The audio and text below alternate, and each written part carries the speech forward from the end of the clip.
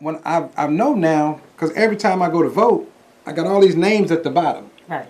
And for me, if I look at, well, what's most important for me, and if I'm voting, I think one of the more important things would be having the judges up in a different part of the this thing would ring in a different part of the ballot, so that I don't lose focus as I'm going down.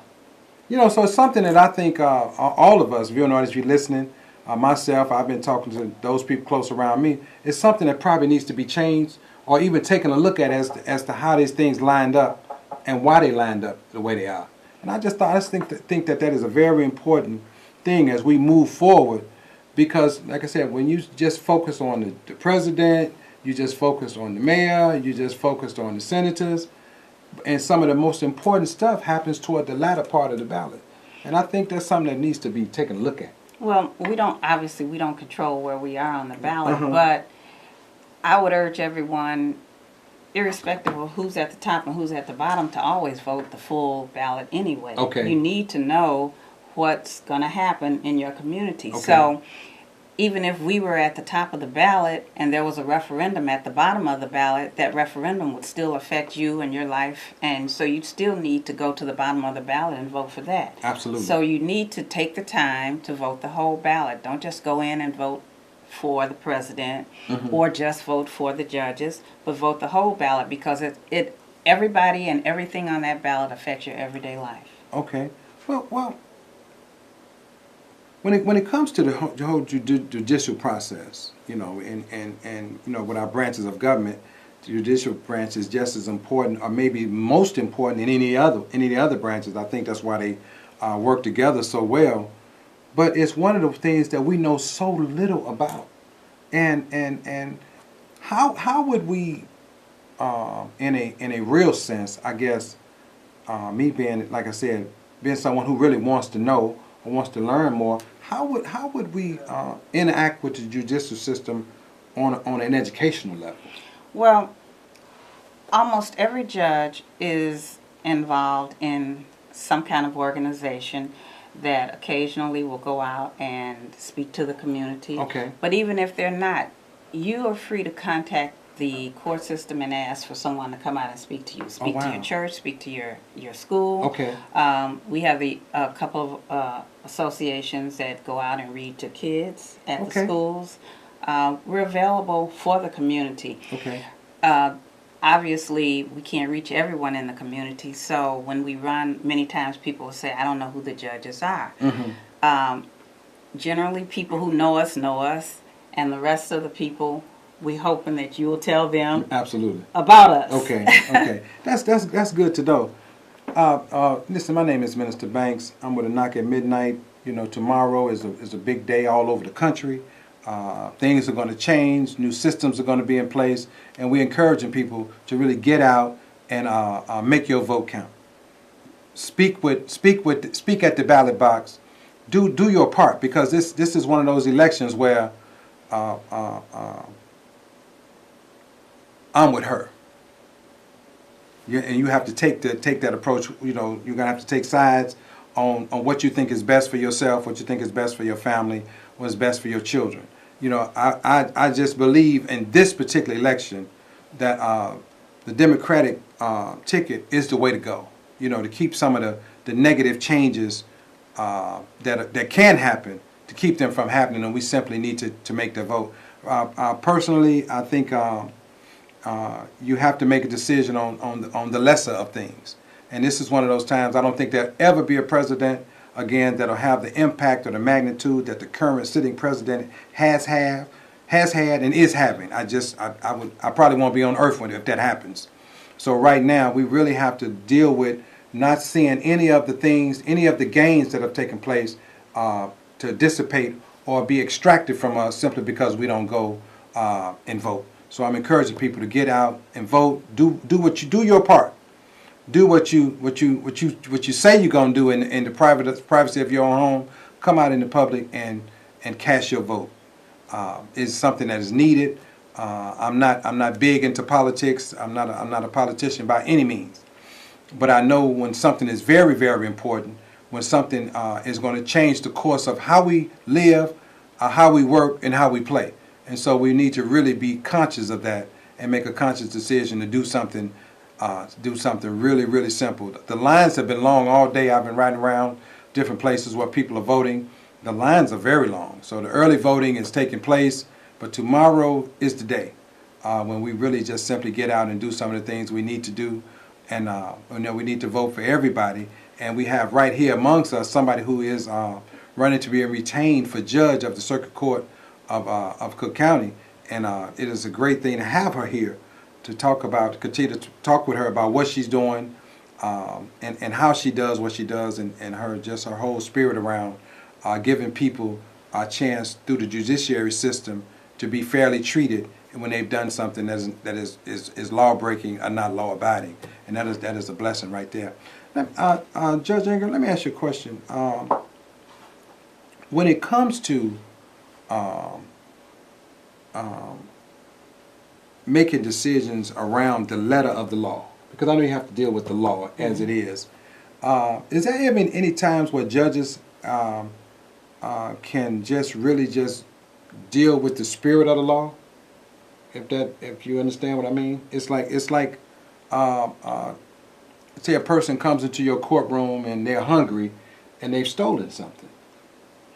Is there any places inside of the judicial system where a person can get some help?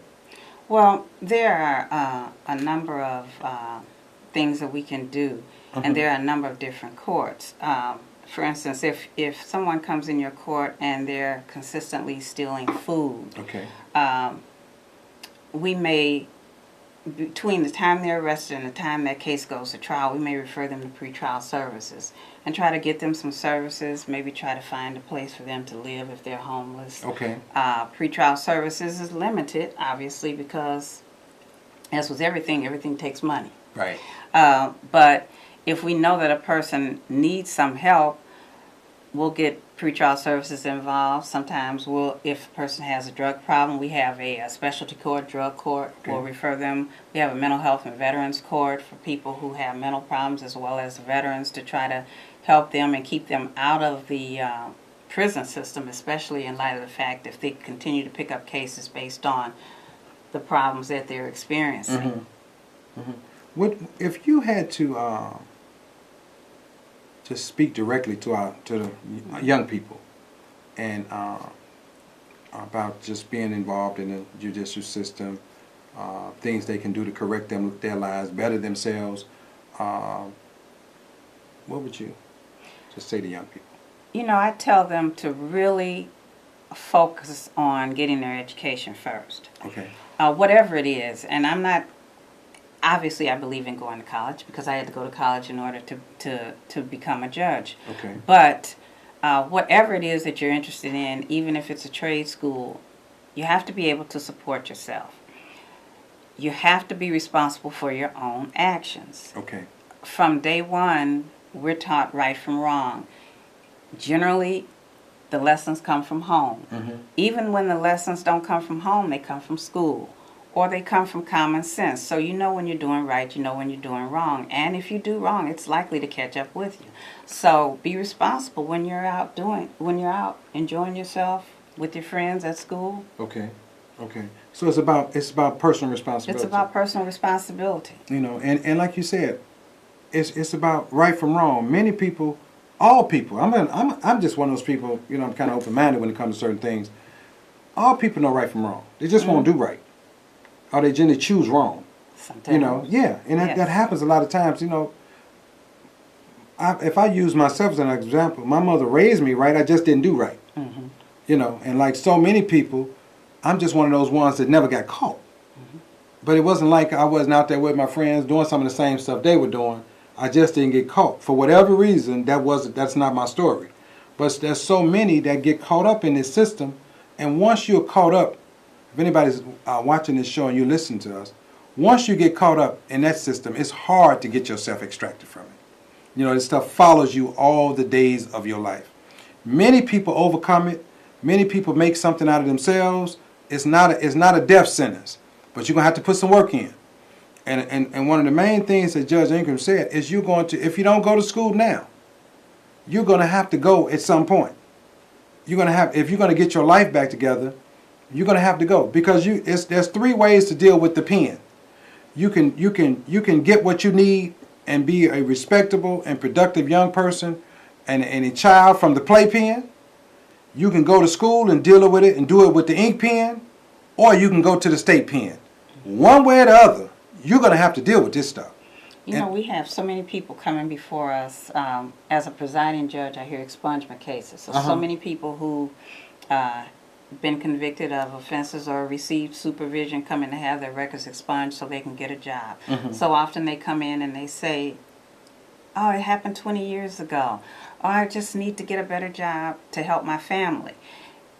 I agree with you. It has a long range effect on how you're going to live your life and what opportunities are available to you. Yeah. The best way is to avoid the criminal justice system.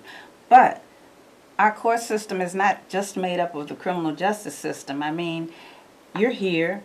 I'm assuming maybe that you have a employment contract.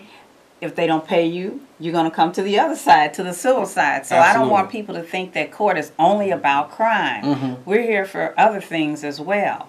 So one day you may be rich, own a business, need to maybe get a loan. Maybe the terms of your contract you weren't in agreement with, or they didn't follow through with it. Court's here for a lot of different things. It's not just criminal. It's not penal, and most of us think of it as a criminality. It's just that's all it is. We don't see it in an arbitrary kind of way. We just don't, because we don't think about it like that. And I really am encouraged, since I've learned more, since I've just sat and listened and was educated on how this thing works. And you all, I know many people get tired of everybody talking about education, but in America, without an education, you might as well be dead. You know, it's one of the it's a quote by the world-renowned and famous entertainer James Brown. Without an education, you might as well be dead. He's not going anywhere in this country. And like you were saying, it's you know, you can be trying to get a contract to do work, and your background stops you. Yes. Because people are going to run your background just to see what's in it, not to mess with you, not to keep you from being able to achieve, but they have their guidelines as well. And so it's those things, is really understanding the impact of no education, the impact of being involved on the wrong side of the judicial system, and the lifelong effects it's going to have. Yes, it's impacting housing. It's impacting the ability to get student loans. Everything. And if you think about that, we're talking about being able to work, where you're gonna live, being able to go to school. I mean, it's something else, and it's not going to be a thing where we keep blaming other people for the problem. Like you said about personal responsibility. And I believe if you take responsibility for it, you can overcome it. Because you'll start, instead of waiting 20 years to try to get an expungement, you'll be on this stuff in 18 months, 24 months. You'll start working on this stuff immediately. But most people don't start working on it. 20 years later, you're trying to get your life together, and now this stuff is infringing on your ability to move forward with your life or to achieve your own dreams. And it's also important, if you do happen to get involved in the criminal justice system, whatever you agree to, if you agreed that I'm going to be on probation and I'm going to do 24 months probation and pay restitution, make sure you do that. Because when you come back later and ask us to expunge your record and you didn't pay that fine, we're going to say you didn't do what you're supposed to do. Okay. And when someone has to make restitution, does that fine never goes away, right? That money has to be paid. It generally has to be paid. Generally. Okay. And that's interesting, because a lot of times, in my experiences with people, they don't make restitution, are unable to, based on the fact they can't work, won't work, or whatever happens in that scenario. You have the freedom to come in and ask the judge to reconsider some of the conditions that they placed on you. Okay. But there's no guarantee that that's going to happen, and they're going to look at what you did or what you tried to do and doing what you're supposed to do before they just decide you don't have to do what I told you to do in the beginning. Okay. So hypothetically, if I have that issue and I start going back to school, whether it's GED, whether it's some trade school, whatever the case may be, so when I show back up again, I could show my productivity. Oh, yes. And that will work for me. It works for you. And this is what I'm always preaching to people. Get up and do your part. Then the situation and the spirit of the situation will take care of the rest of it. But I can't go back the same way I was, thinking that something is going to change. Nothing changes. I mean, I'm the same person doing the same thing, looking for a break, looking for somebody to understand, and nobody has to understand.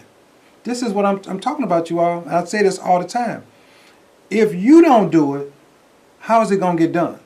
If you are the ones who are not participating in your own affairs, why would you expect someone else to participate in your affairs? It just doesn't make sense. The greatest relationship you can have, the most loving relationship you can have, the most productive relationship you can have is with yourself. Doing what you need to do for yourself so that you can help another self.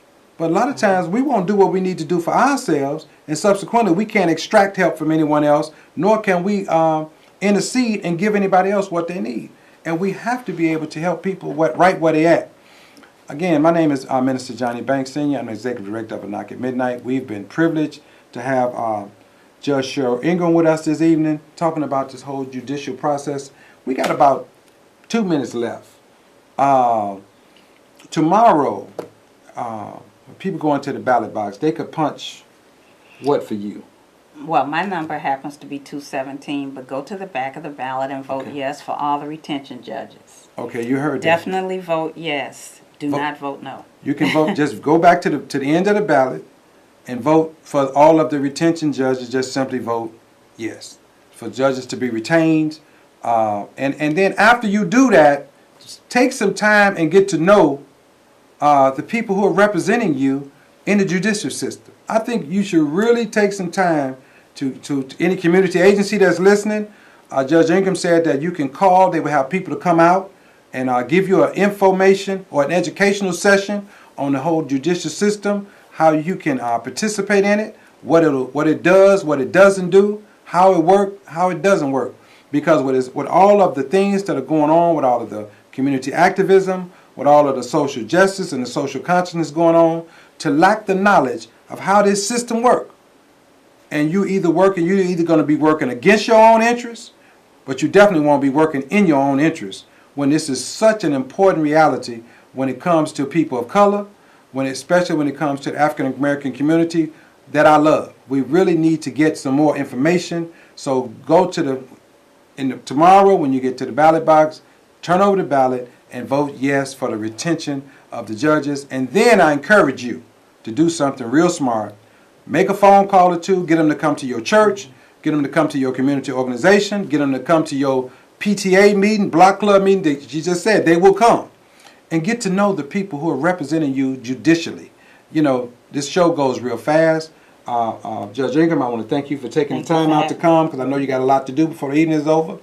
And I would always remind you that in the darkest hour, truth and knowledge are the way. We really thank you for watching, and God bless you.